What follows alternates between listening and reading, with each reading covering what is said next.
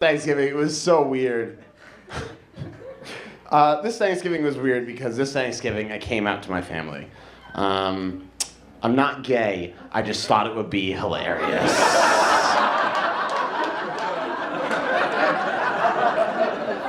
I have an uncle who doesn't like gay people. And because of that, I've actually come out of the closet on Thanksgiving every Thanksgiving for the last 4 years.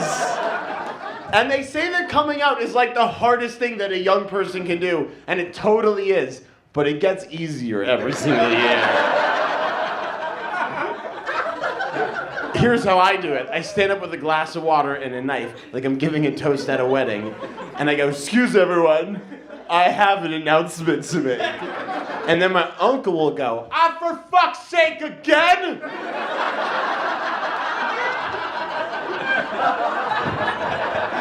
And then I release the doves, and I do my musical number, and I throw the glitter. It's part of the meal now. Do you know what I mean? It's part of Thanksgiving. It's part of the ritual of Thanksgiving. Like, everyone expects it. Like, the turkey comes out, the potatoes come out, I come out.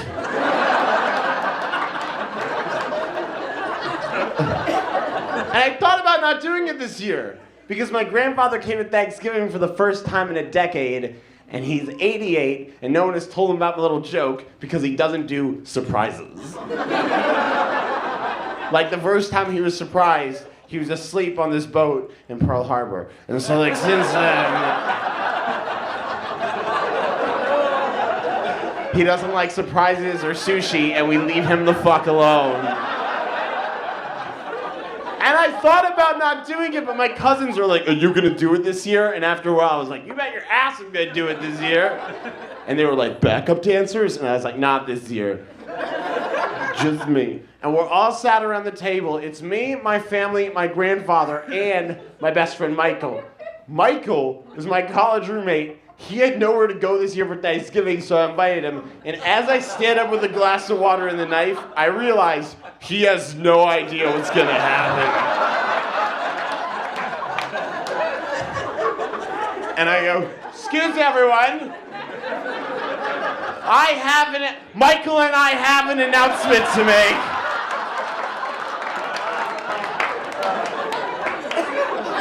And my grandfather crosses his arms, and he looks at me, and then he whispers something to my mom, and my mom starts laughing like a maniac. And I'm like, "What did Zadie just say?" She went, "Your grandfather just told me he's known since you were 9 years old."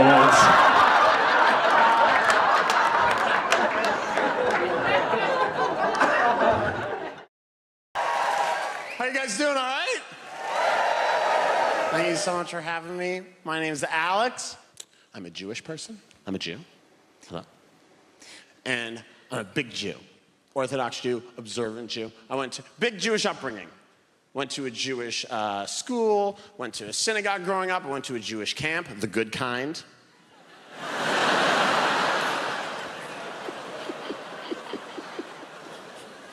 I remember the first time I was aware of being Jewish. I should have been aware like 8 days in, but you're not really around when they... I was at a children's birthday party, and not for my circumcision, I mean like a different time. That would be an awful children's birthday party. If your kid came home and you're like, "How was the party?" And he was like, "There was the worst magician I've ever seen. And the goodie bags were fucked." I was at a children's birthday party. I'm like 5 or 6 years old, and I reached for a slice of pizza that had some sausage on it. My grandfather was there, and he slapped my hand away, and he said, "You can't have that, we're Jewish." And I said, "What does that mean?" And I'll never forget this. He went, "It means you'll never be happy."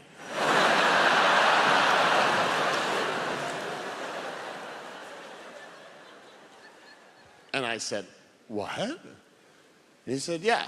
It means that..." My dad runs over and he scoops me up because I'm starting to cry already. And he's like, "Thanks a lot, Ted. Okay, what your mother's father means is that you'll be part of this tradition of questioning things. And you always want things to be better for people who are less fortunate than you. And you'll never be satisfied with a status quo that's unacceptable. But I'm a child and he's an academic, so I'm not buying any of this. So I start crying hysterically and I went, I don't want to be Jewish! And my grandfather, still there, just went, and that's the most Jewish thing there is.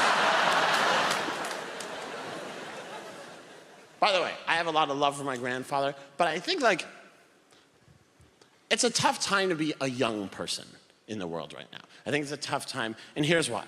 I was writing on a TV show last year, and at the end of the show, when it was canceled, I checked my bank balance on my phone. And on my phone, I saw that I had $5,421, not to brag. And this is how little I know about being an adult. I saw the bank balance on the screen, and I thought to myself, with no irony, I should buy a house. Not a big house, one of those small $5,000 houses. How is any millennial ever gonna own a home? How is any young person ever gonna own a home? It seems impossible, and it's made me hate old people. I see a few of you in here tonight. I hate you. Because every old person in a city like London or LA or New York is the same. They're like, my house is worth £2 million, but when I bought it in 1981, I paid 11 raspberries for it.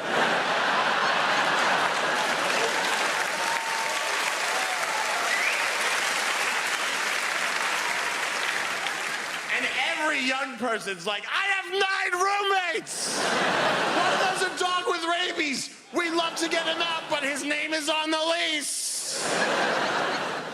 And every old person's like, I'm a librarian with a country home in the Cotswolds. Go fuck yourself. And then there's criticism of young people. Be like, young people live on their phones. It's the only place we can afford to live.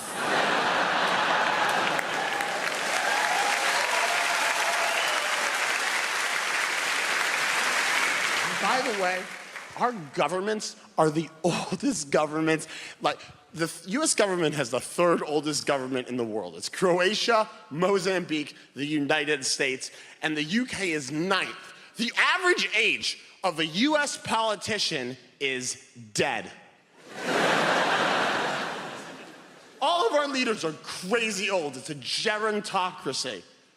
John McCain died last year, the guy who ran for president against Obama the first time, and people were like, what a tragedy. What? They're like, what a tragedy. Gone too soon. No, he should have died 25 years ago. John McCain, when he ran for president, was the oldest man who ever lived. I'm not kidding, look it up. He's the oldest man who ever lived.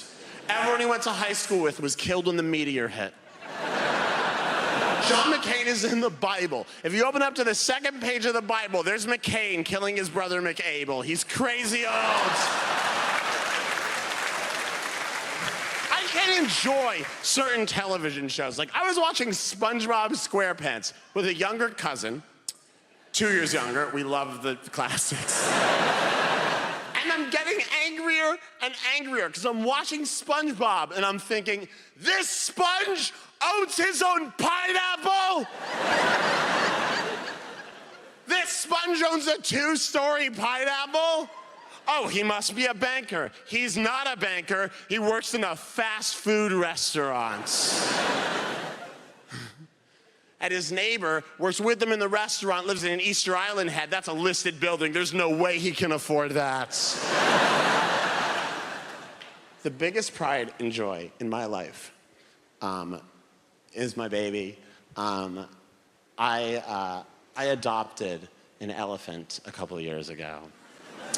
And it's a 1-bedroom, so it's a tight squeeze. But I love this elephant so much. Her name is Asampu.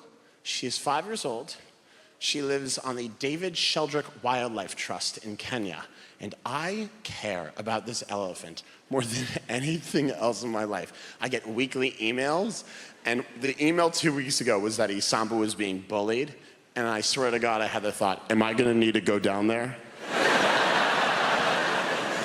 And my friends will show me photos of their kids and talk about their kids, and with no self-awareness, I will pull out photos of Isambu. My friend was like, look, this is Gabriel. Gabriel's just like read a whole book on his own. And I was like, oh, this is Isambu. She can crush Gabriel's skull with a flick of her trunk. And a couple weeks ago, a friend was like, do you know, Edie just lost her first tooth? And I was like, oh, really? And she's like, yeah. Edie got $5 from the tooth fairy. And I was like, do you have any idea how much Isambu's teeth are worth? By the way, here's why I love the UK, and I've come here on and off for 5 years, and it's the place I started making a living as a comedian, and it's the place that I consider a second home. And I really love it here, and some really nice things have happened to me here. The best thing that ever happened to me in London is I bought a pair of shoes on Oxford Street. Here's why it was cool. So I have one foot that's a size 12, and I have one foot that's a size 10 and a half. And that is some distance. And I always have to buy size 12s, because you can't buy the size 10 and a halfs and pray. So I buy the size 12s, and one foot fits, and the other foot rattles around like a widow in a big house. And I walk into this store on Oxford Street.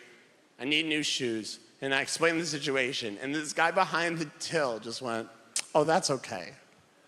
We'll sell you one shoe that's a size 12 and one shoe that's a size 10 and a half.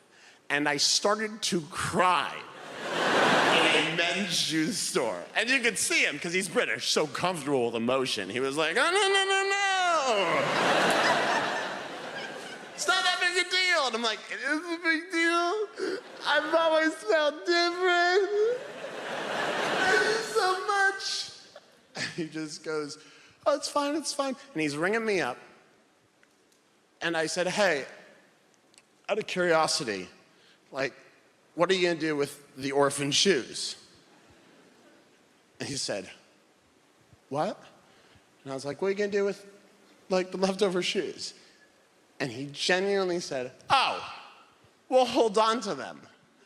Just in case someone with the exact opposite situation comes into the shoe store. And I was like, if that happens, you give that guy my number.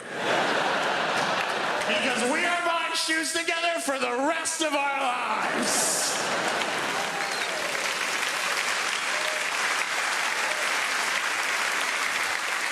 I'm gonna be like, Tom, do you want to learn how to ice skate? Because this only works if you're all in, baby. My favorite thing about the UK, my absolute favorite thing about the UK is Greggs. That is my favorite thing that you guys have going for you. Greggs the baker. It is so good. Yes! Here's why. Greggs doesn't pretend to be anything else. It knows what it is. You walk in, they're like, hi! Welcome to Greggs. What food would you like to eat? And you're gross, because you're in a Greggs. So you're like, can I have 12 donuts for £1, please? You're like, yeah, do you want a Diet Coke with that? It is breakfast. Here's how Greggs got started. Someone kicked in the door to a board meeting and was like, hey, everybody. Hey, idiots.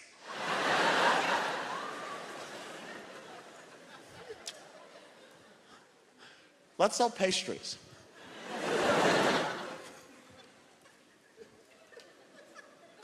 But not good pastries.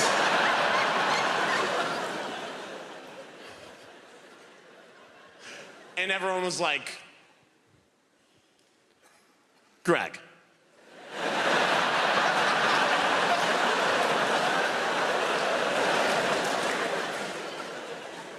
no one's gonna buy crap pastry. And he's like, we'll see about that. I'll build an empire! And he did, and it's a masterpiece. And you're the same as the people who work there. You're unhappy, they're unhappy. You're gross, they're gross. You're not wearing gloves, they're not wearing gloves. You guys have been so great.